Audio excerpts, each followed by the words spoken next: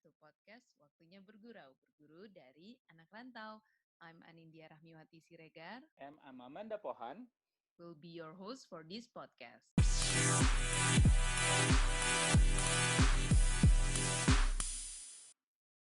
Halo, hai teman bergurau. Halo. Hai, apa kabar teman bergurau? Baik. Selamat datang kembali ya di season 2-nya podcast Waktunya Bergurau. It's good to be back dengan bintang tamu yang jauh lebih banyak cerita yang bisa di-share ya, Dak ya. Wow. Kita tetap selalu mencoba untuk mendapatkan bintang tamu yang selalu menginspirasi.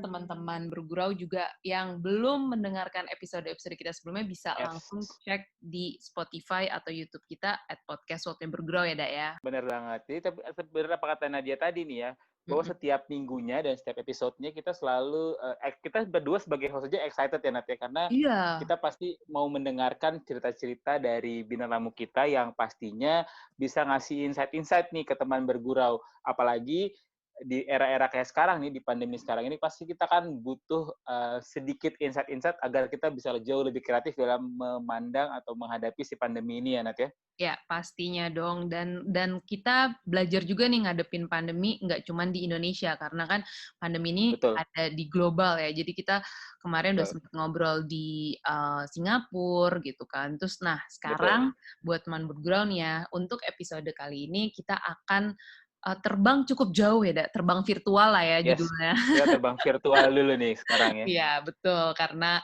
kondisi seperti ini kita coba menghubungi sumber bintang tamu kita yang mana mereka adanya di Amerika, tepatnya itu di New York City. Jadi bintang tamu kita itu adalah pasangan yang sepasang. Hari ini 2 orang ya nanti. Betul, 2 orang sepasang married couple yang mana sudah tinggal di New York 5 tahun dan juga mereka bekerja gitu. Jadi banyak nih pasti yang bisa kita pelajari dari mereka. Kita langsung aja kali ya, Langsung aja Nat, silakan kalau gitu kita perkenalkan bintang tamu kita hari ini, silakan. Ini dia, mari kita sambut Gani dan Nani. Halo. Halo, hai. Apa kabar New York City? Mulai dingin sekarang. Iya, mulai dingin. Mulai dingin ya. Padahal ini kita tapping di Indonesia jam 10 malam, tapi di sana jam 11 siang dan dingin ya? Sebenarnya sih harusnya udah waktunya lah ya, fall. Cuman kayak seminggu lalu gitu, kalau misalnya olahraga pagi gitu, sepeda, terus kalau nggak jogging, itu masih bisa pakai baju summer, maksudnya pakai kaos, pakai celana pendek biasa. Cuman pas minggu lalu, kayak pulang-pulang gue bilang, Nan, gila di luar kayak udah dingin banget, udah kayak harus jaketan gitu. Jaketnya berapa derajat sih? Breaker gitu. 10 derajat. Iya, makanya ini udah mulai enak lah sebenarnya. Derajatnya kayaknya 15-an ada kali sekarang ya? Iya, 15, 15, jadi, 20 lah. Oke. Sebenarnya dingin banget enggak, cuma anginnya aja kenceng kan. Jadi kalau anginnya makin kenceng, kalau nggak pakai jaket, lumayan menusuk ya gitu angin deh. Iya, benar-benar. Bikin masuk angin ya. Oke. Kita langsung aja ya, Dak ya. Kita mulai episode ini. Podcast Waktunya Bergurau.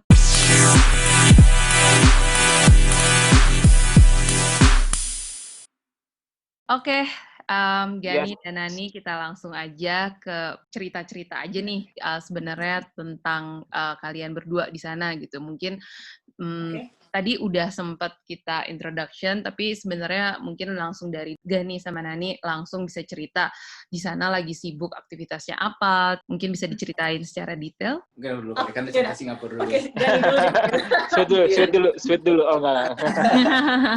Ya mungkin ini benar tadi yang dibilang ya, sekarang kita kan lagi di New York City berdua, tinggal di sini udah mau 5 tahun. Kita datang Desember 2015. Ya. Terus memang sebelumnya kita sempat tinggal di Singapura, nggak lama sih, itu paling setahun lebih lah. Di sana juga kerja. Dan kalau ngomongin kerjaan, kita berdua itu mulai kerja kayak semua lah ya. Yang mungkin yang dengar ini pasti ada di Jakarta khususnya, di Indonesia. Itu kerjanya di Jakarta awal. Aku mulai kerja 2007 di PricewaterhouseCoopers, PwC, accounting firm. Terus Nani masuk setelahnya. Nah, terus paling gimana sampai, ya mungkin nanti cerita ke gimana sampai ke New York. Cuman waktu ke Singapura, di Singapura itu aku kebetulan dapat kesempatan untuk kerja di KPMG, which is kompetitornya sebenarnya. Cuman ada cerita kita akhirnya bisa ke sana. Dari dulu tuh emang kita berdua lah waktu pas pertama ketemu juga kayaknya kita pokoknya somehow visinya sama gitu, kayaknya pengen nyobain kerja di luar. Cuman kan susah ya, maksudnya kalau pengennya iya, cuman kalau ditanya gimana caranya somehow kayak nggak kebayang lah ya. Iya pasti. Nah, cuman somehow ya alhamdulillah mungkin kemarin baru 2 hari lalu lah kita lagi di jalan sore gitu di city, terus kayak ngobrol, iya alhamdulillah kita ada di sini, kayak mungkin kayak 7 tahun lalu kita masih bingung juga gimana. Nah, cuman intinya kayak the power of word, mungkin the power of will juga kan ya alhamdulillah jalan dikasih gitu. Akhirnya ke Singapura, kayaknya sih dari dulu kayak, Singapura kan oke, ya pasti lah ya, jauh lebih bagus secara infrastruktur segala macam, cuman kok kayak, kayak pengen lebih gitu. Tapi sama lagi kasusnya kan kayak, ya gimana caranya bingung juga ya. Nah terus sama juga kayak nggak sengaja ada opportunity yang bisa bawa ke New York, terus coba apply, nggak taunya dapat, padahal ya least expected lah gitu. Akhirnya ya pindah ke New York. Waktu ke New York, aku balik lagi ke PwC gitu. Nah itu sih cerita pribadiku di mana ya, di gimana sampai ke New York gitu. Nah, alright. Kalau Nani sama juga. Kalau aku mungkin lebih simple sih, karena pas si Gani dapat kerja di di Singapura, aku berhenti kerja jadinya. Aku mau misalnya kita mau bareng terus aja lah gitu, nggak usah mau pisah-pisah negara gitu kan. Ya udah ikut berhenti kerja dari Jakarta pindah ke Singapura. Tapi kan kalau di Singapura aku nggak punya izin kerja. Jadi nggak kerja selama di Singapura kayak setahunan gitu, nggak kerja. Terus cuma kayak setahun lewat, terus kita pindah ke sini.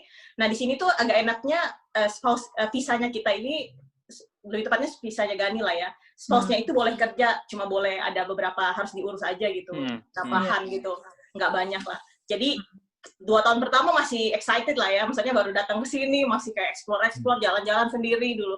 Kayak semua, kalau ada orang datang, semua ditemenin gitu. Lama-lama kayaknya bosen juga gitu, cuma mungkin mulai cari kerja deh gitu. Terus mulai cari kerja kan kayak agak susah, karena kan pertama nggak punya experience kerja selain di Indonesia, terus habis itu kan punya gap kan, kayak hampir 3,5 tahun, 4 tahun gap kerja kan, kan agak susah juga. Jadi waktu itu pikir ya udahlah cari kegiatan dulu ikutan kayak volunteer gitu di salah satu local NGO di sini, kayak yang buat bantu orang-orang homeless gitu, buat mereka dapat shelter. Kan di sini kan apalagi kalau musim dingin gitu, kalau nggak itu banyak banget homeless yang meninggal gitu. Jadi kayak emang banyak kayak NGO yang fokusnya ke sana. Cuma dulu itu karena background-nya itu emang finance dan accounting, jadi bantunya itu bukan yang kayak di lapangan yang kayak langsung reach out ke homeless-nya, tapi lebih ke yang di office-nya gitu loh, bantuin mereka persiapkan laporan keuangan gitu-gitu. Oke. Terus, tapi itu nggak full time, kayak cuma 2 hari ya, seminggu tuh 2 hari gitu, kayak itu pun nggak full. Karena kan masih kayak mau test the water gitu lah, gimana nih gitu. Terus habis itu kayaknya menarik juga gitu kan, terus ya akhirnya coba apply kerja, dan susah banget juga dulu, karena kan ada gap. Terus akhirnya ada kayak satu program gitu di sini, buat real return, jadi buat yang balik ke kerja lagi. Nanti mungkin diceritain detail lah ya, akhirnya ikutan di sana, ikut keterima, terus akhirnya sekarang kerja di Credit Suisse, kerjanya sebagai internal auditor, which is agak-agak mirip lah sama background waktu Jakarta dulu. Alhamdulillah ya, ternyata kalau misalnya ada usaha, ada jalannya aja gitu ya. Betul, setuju. Waktu pertama kali apply gitu ya, waktu Gani pertama kali apply, mikirnya tuh kenapa dari Singapura pilihnya New York sih? Kenapa nggak apa pengen banget ada di Amerika, atau mungkin emang sedapatnya aja tiba-tiba dapetnya di New York gitu. Pertama kali pertimbangannya apa sih, Gan? Mungkin kayak itu balik lagi kayak ke yang awal waktu misalnya pas ngobrol lah sama Nani, karena kan misalnya udah mau menikah segala macam gitu ya. Sebenarnya dari obrolan simple sih sebenarnya, kayak ya pengen kerja di luar, kenapa? Sebenarnya kalau jawaban yang lebih intelek lah ya, maksudnya pengennya apa sih kayak memperluas horizon gitu, melihat budaya lain gitu segala macam. Which is itu yang mainnya. Makanya kalau ngelihat misalnya Singapura, walaupun itu kota maju segala macam, cuman kan kayak masih 1 jam dari Indonesia, masih Asia segala macam, kayaknya tantangannya kurang gitu ya. Mungkin nggak tantangan, cuman ngerti kalau mikirin lagi ke yang diinginin, kok kayaknya belum kita kebayang gitu. Terus cuman ya di sisi lain juga ada kepikiran kayaknya kita pengen juga nyobain hidup yang di 4 musim gitu. Nah di otak itu dulu kalau nggak UK ya US lah gitu. Nah jadi kalau balik lagi ke pertanyaan Manda tadi, sebenarnya nggak menargetkan mana, cuman ya kayak ya ada opportunity-nya pas ke US, terus di New York yang which is ya kalau karena kita background-nya juga finance and accounting, pasti kan pengennya ingin di business hub gitu kan. Pasti sama kayak Singapura one of the business hub, tapi kalau New York itu kan istilahnya orang lihatnya kayak itu di business hub gitu, makanya jadi pas oh ya pengen coba nih ke sana gitu. Tapi balik lagi sebenarnya nggak mencari karena to be honest kayak selama sekarang kan berarti udah hidup di luar 7 tahunan lah di luar Indonesia 7 tahunan, dan sebelum 7 tahun itu sebenarnya udah banyak usaha yang dilakukan sendiri lah gitu. Baik waktu dulu kan masih sendiri, jadi lebih kayak oh ya pengen kemana, cuman sekarang nggak berhasil gitu. Nah jadi pada waktu berhasil ke Singapura itu ya tadi dibilang tuh kayak ngerasanya nggak banyak usaha sampai oh ya apply gitu segala macam, kayak situasinya tuh mempresent itself di depan gitu. Oh iya oke, dicobain, terus malah nggak terlalu berambisi kayak sebelumnya, kayak lebih oh ya cobain lah, kalau dapat enggak ya dapat. Nah waktu ke New York juga sama gitu, terutama ada concern ya bicara accounting dikit, kayak kan kalau accounting standarnya US tuh beda dengan dunia ya, which is ya emang New York emang US in general nyeleneh lah ya, maksudnya dari sana. Terus makanya pas ditanya gitu, kayak pas ada opportunity kayak oh kok kayaknya nggak mungkin dapet deh, karena kan sendiri nggak punya CPA US gitu segala macam gitu. Jadi berawal dengan pesimistis sebetulnya. Nah cuman ya akhirnya coba pursue aja, nggak taunya dapet. Terus ya sekarang ya cuma bisa bersyukur lah, kayak 7-8 tahun lalu mikirnya kayak pengen ke US atau UK, sekarang di sini. Dan sekarang sudah ada di situ ya. Iya, dan apalagi gue kebayang sih, apalagi pas lagi daftar-daftar itu, apply dari Singapura pun pasti mikirin tentang dokumen visa, kayak gitu-gitu nggak sih? Pasti kan ya New York jadi, pasti banyak juga nggak sih buat orang Indonesia yang mau pindah ke sana, apalagi untuk kerja, persyaratannya banyak banget kan? Atau sebenarnya harusnya nggak perlu dipikirin aja, harusnya ya udah apply aja dulu gitu. Nanti harusnya apply dulu aja sih, kita bilang. Soalnya kita dulu nggak mikirin visa sama sekali sih. Karena kan once sudah dapat kerjaannya, perusahaan yang ngurusin. Oke, berarti buat teman bergurau yang kepikiran untuk apply ke US, ya udah di-apply aja kali ya, nggak usah mikir-mikirin visa dulu kali ya. Benar. Ntar ada jalannya kebuka gitu ya. Iya. Betul, dan terutama mungkin kalau misalnya ada yang pengen kerja di US dan kepikiran betul, mungkin kan waktu lihat job requirements gitu segala macam juga dia ada list down di sana kan. Nah mungkin itu jadi satu indikasi juga bahwa pastilah kualifikasi itu yang pertama, cuman yang kedua biasanya juga dia list out requirements buat misalnya kalau ternyata itu foreigner apa yang dibutuhkan gitu. Nah at least ya mungkin itu bisa jadi good measures buat pertamanya untuk bisa tahu lanjut apa enggak, lanjut dalam artian mau apply apa enggak. Cuman somehow kan Indian orang menurutku lah dari so far ya bukan cuma di US, di dimanapun kan sebenarnya emang cari talent kan. Kalau talentnya ternyata extraordinary, orang juga akan mungkin put a lot of effort untuk bisa nggak sih acquire dia akhirnya kalau emang kita memenuhinya gitu. Nah, cuman mungkin itu kali ya bisa. Terutama emang visa emang complicated sih. Tapi sebenarnya kalau udah dapat kerjaannya sih yang complicatednya yang ngurusin employer-nya. Jadi kita cuma kayak sediain datanya aja, dia request apa segala macam, segala kayak attorney aja juga mereka udah siapin. Jadi kita follow mereka sih once setelah itu. Betul. Berarti waktu pas lagi ya kayaknya nggak sebulan banget, cuman mungkin antara 2-3 bulan lah. Karena terutama tuh lumayan juga ya. Kayak misalnya kalau total misalnya udah goal gitu ya, misalnya ya Bu, istilahnya mereka bilang saya mau kamu untuk datang ke US, Seingatku itu tuh bulan April kalau nggak salah. Maksudku setelah beberapa interview nggak tes sih, masih interview segala macam terus akhirnya goal. Nah cuman karena ada sesuatu kayak ngomongin mungkin lebih ke education kali dulu ya, aku lupa apa. Iya, certification atau apa yang sebenarnya dulu sebenarnya bisa diurus dari dulu, cuman kelupaan.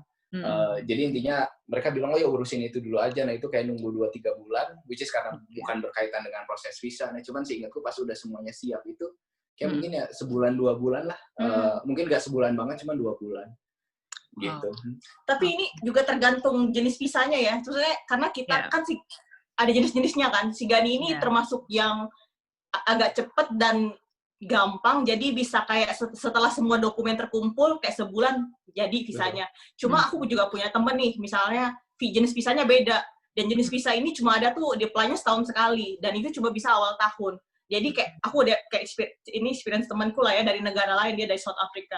Terus kayak dia tuh kayak apply tuh kayak udah kayak summertime gitu, cuma kan visanya baru bisa di-apply kan awal tahun. Jadi dia tuh kayak bisa nunggu hampir setahun gitu biar dapat visanya. Jadi ini tergantung jenis visanya juga.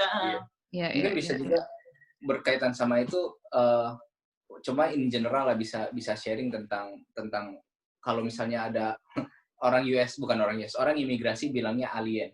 Alien itu intinya non-US citizen, istilahnya dibilangnya alien, dan itu kayak term di documentation. Jadi kita punya alien number, which is kalau orang lihat gila namanya alien ya. Cuman ya itu maksudnya istilahnya bisa dibilang gitu. Kalau misalnya orang yang non citizen / alien mau kerja di sini itu sebetulnya in general lah, dari yang aku tahu bisa 3. Yang pertama kamu apply permanent residency dari keluarga. Misalnya ada keluarganya yang di sini yang udah citizen, itu bisa bawa keponakannya atau apa, which is banyak banget imigran yang kayak gitu, untuk bisa dibawa di sini jadi punya green card. Dengan dia punya green card itu dia bisa apply kerja. Intinya dengan punya green card kamu bisa dihitung sebagai seperti citizen tanpa hak voting, cuman bisa tinggal di sini, bisa kerja, apply apapun, itu satu. Terus yang kedua itu employment based visa. Jadi seperti yang kayak kita ini sekarang, jenis visa kita tuh L. Saya L1, terus Nani itu L2 karena dependennya L1.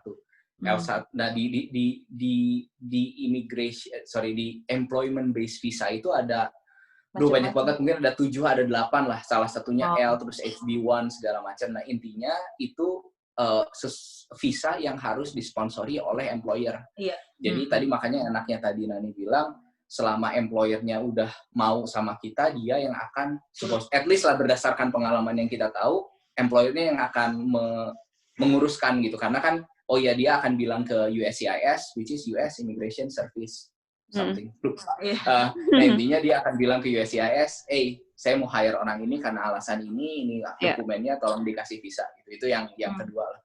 Terus yang ketiga juga ada namanya diversity visa. Kalau orang sering dengar lottery lah gitu, misalnya orang dari negara mana, pokoknya lewat internet dia masukin undian, terus dia dapat diversity lottery. Intinya itu dari yang aku tahu itu untuk meningkatkan diversity di US lah gitu. Nah makanya itu banyak banget juga dilakukan. Aku nggak tahu lah kenapa Indonesia nggak, mungkin banyak lah, akunya nggak tahu, cuman dari temanku yang banyak itu misalnya India, Filipina, China, Middle East gitu misalnya yang pada gitu. Nah dengan dapat diversity visa juga itu mungkin mirip dengan sebenarnya ujung-ujungnya jadi green card, cuman itu channelnya. Nah itu sih mungkin background sebelumnya dari ngomongin visa, 3 hal itu yang mungkin bisa jadi, siapa tahu nih kalau misalnya ada yang dengar terus ternyata punya paman di mana gitu dan ternyata bisa bantu, mungkin itu bisa jadi channel yang sebenarnya jadi bisa kalau selain yang jenis kedua yaitu yang employment based, kan sebenarnya jadi dapetin kerjaannya dulu, nanti si employer-nya yang mengatur, cuman dari 2 channel yang lain itu bisa dapat legalitas untuk datang ke US dulu baru cari kerja.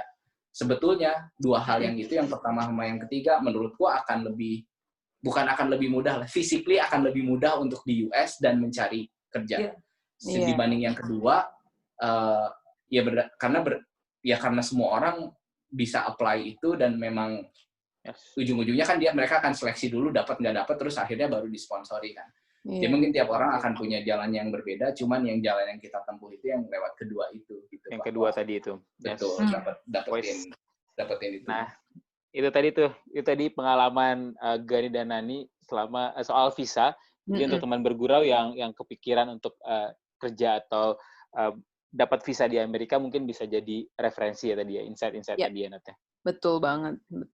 Tapi sekarang nih ya, tapi di luar tadi kita udah ngomongin serius soal pekerjaan dan soal apply visa dan lain-lainnya. Kalau gue sebagai orang yang belum pernah ke sana nih Ganan ya, New York ini kan sangat terkenal sama kota metropolitan yang wah lah gitu ya, dengan yang gue tahu nih dengan living cost yang lumayan tinggi lah, bukan lumayan tinggi lah. Kan dengan kalau gue nonton film kan kayaknya kalau tinggal di New York tuh kayaknya yang glamor yang seperti apa gitu. Tapi sebenarnya di sana seperti apa sih kalian menjalani kehidupan kalian berdua tuh di New York tuh sebenarnya kayak apa sih? Iya. Apa yang kayak di film-film yang gue tonton nih yang kayak apa? Ya mungkin ada pengalaman menarik juga sih pas ini ya berkaitan sama hal itu. Jadi kan yang tadi bilang kita landing tuh 23 Desember, which is dua hari sebelum Christmas kan. Jadi memang lagi top-topnya gitu. Terus ini untungnya karena ya itu balik lagi karena kita dapatnya employment base, jadi maksudnya memang employer yang bawa ke sini, kita dikasih kayak corporate housing gitu segala macam di Manhattan, terus ya enak lah, jadi tinggal datang terus istirahat gitu segala macam. Hari pertama jet lag bablas, pokoknya bangun-bangun jam 5 terus jam skip satu hari aja. Skip sehari. Oke. Terus turun ke bawah gitu kan, ya pengen lihat oh ya New York, Times Square gitu segala macam. Terus akhirnya kita turun ke bawah ke subway, bengong tuh kayak ya kan dibilang kayak oh ya New York gitu segala macam tuh bengong ke subway karena kan kita sebelumnya tinggal di Singapura kan, maksudnya tahu lah Singapura bersih baru gitu segala macam. Pas turun ke subway kotor ada tikus tua gitu terus kayak sambil ya ngerti gak sih kayak bengong terus kayak sambil kita nih bikin keputusan tepat gak sih kayak aneh banget ya udah kesini. Terus cuman ya itu satu hal yang menarik lah secara apa ya secara visual yang sempat kita rasakan karena kan referensi kita at least ya kita cuma bisa mungkin ya seneng juga tadi Manda bilang berarti ya kita bukan kita sendiri lah karena kan referensi kita di Indonesia ya pasti dari film dan film pasti banyak banget video kan. Tapi menariknya yang aku bilang sih mereka itu tidak menyembunyikan realita New York lah. Kalau kita lihat film New York emang pikir-pikir emang nggak bersih ya gitu. Jadi sebenarnya tuh nggak ada alasan buat shock. Awal cuman kayak lucu aja kayak, oh iya lo beneran kayak gini gitu. Iya. Kayak masih denial gitu ya pas nyampe sana beneran ini. Mungkin karena benchmarknya Singapura lah ya. Maksudnya Andi juga kan pernah tinggal di Singapura kerja di Singapura jadi kan kayak semua tuh bersih apa segala macam, terutama mungkin karena mereka baru kan dan pasti waktu Singapura bangun subway gitu kan pasti dia juga nge-benchmark ke kota-kota yang udah lama duluan, mungkin salah satunya New York apa yang kurang dibenerin. Ada untungnya kita itu dari Singapura, at least tidak misalnya kerja atau pindah hidup dari Jakarta ke New York gitu misalnya, karena kan itu kalau menurutku kayak step ya, jadi kayak dari Jakarta ke Singapura, biaya hidup tinggi gitu segala macam, cuman kan menurutku masih agak terbayang lah. Terus dari sana dan Singapura pun kan tervote untuk jadi yang kota paling mahal hidup juga kan gitu segala macam. Terus dari Singapura jadi kayak kalau buatku sih personally nggak terlalu shock, terutama karena ada step itu gitu. Kalau ngomongin biaya hidup, kalau mungkin dari aku lah. Kayaknya itu tergantung lifestyle orang lah, lifestyle lah. Kalau misalnya balik lagi kita hidup di Jakarta, mungkin orang bisa hidup gaji 5 juta, ada juga orang yang gaji 40 juta tapi mungkin nggak cukup. Ya nggak sih? Ada betul. Dari gaya hidup menurutku gitu. Nah, so far buat kita sih dengan gaya hidup yang kita suka dan kita nyaman itu more than enough lah gitu. Iya, benar. Betul. Awal datang ke sini saya excited ya, karena kan semua kayak di TV kan, kayak di film. Wah ini pasti ya. Iya. Terus belum lagi kan ada keluar asap-asap dari cerobong bawah tanah. Yes, betul. Kera ninja kan, semangat banget gitu. Semuanya waktu itu super excited lah. Dan beneran kotanya emang kayak never sleep ya, apalagi kayak Times Square gitu jam 12 malam sama jam 12 siang tuh kayak nggak ada beda gitu ramenya. Jadi awal-awal sih, apalagi dulu kan belum kerja kan, wah dia si Gani sibuk kerja, gue jalan-jalan gitu. Jadi ya seneng sih dulu. Terus kalau ditanya kaget sih, mungkin kagetnya dulu waktu di Singapura ya. Pertama kali pindah kan dari Indonesia ke Singapura, harga juga udah tinggi banget kan di sana kan. Terus pindah ke sini, berubahlah sedikit lah. Mungkin sedikit lebih mahal. Ada yang lebih mahal, ada yang lebih murah. Ya inilah plus minus lah. Jadi pas ke sini tuh udah lumayan agak adjust gitu kemarin waktu dari Singapura. Sebenarnya di sini juga misalnya kayak apartemen. Kalau di Singapura kan dapat HDB ya istilahnya ya. HDB itu kan lebih kayak disubsidi gitu kan. Di sini kan nggak ada. Jadi kayak apartemen gitu udah pasti lebih mahal. Apalagi kalau udah makin deket ke Manhattan itu udah pasti jauh lebih mahal. Terus makan sebenarnya tergantung sih. Kalau dekat-dekat kantor nih ya, kalau misalnya makan siang nih dekat kantor, itu paling kayak ranging harga tuh 10 sampai $15 gitu sekali makan. Cuma emang di sini tuh semua ada gitu loh, itu yang paling bikin happy sebenarnya sih. Semua ada, jadi kayak semua negara ada. Dan kita itu juga nggak ngerasa seperti foreigner di sini, karena semua orang tuh foreigner di sini gitu. Mana banyak banget pendatangnya. Jadi kita ngerasa tuh kayak kita tuh bagian dari kotanya gitu. Jadi itu yang bikin enak sih sebenarnya. Dan secara kalau ngomongin living cost, menurutku kalau secara kita compare dengan orang yang kerja di Jakarta deh. Misalnya kalau kita masih di Jakarta, ya pasti kalau misalnya tadi kita ngobrol tentang angkatan lah ya. Maksudnya di angkatan kita lupa belum nanya Manda angkatan berapa? Ya beda-beda tipis lah. Enggak, Manda cuma beda setahun di bawah gue dan Nani berarti. Berarti saya paling tua. Ya, cuman yang seangkatan kita semua, maksudnya kalau kita masih di Jakarta kan pasti yang paling besar pasti di tempat tinggal lah ya. Mungkin kalau di angkatan kita sekarang pasti kan udah mulai beli rumah apa segala macam. Betul. Nah, mungkin itu juga sama lah di sini juga gitu. Paling besar pasti cost itu adalah rent apartment gitu. Kalau ya belilah. Nah itu yang paling besar. Untuk expense lah istilahnya.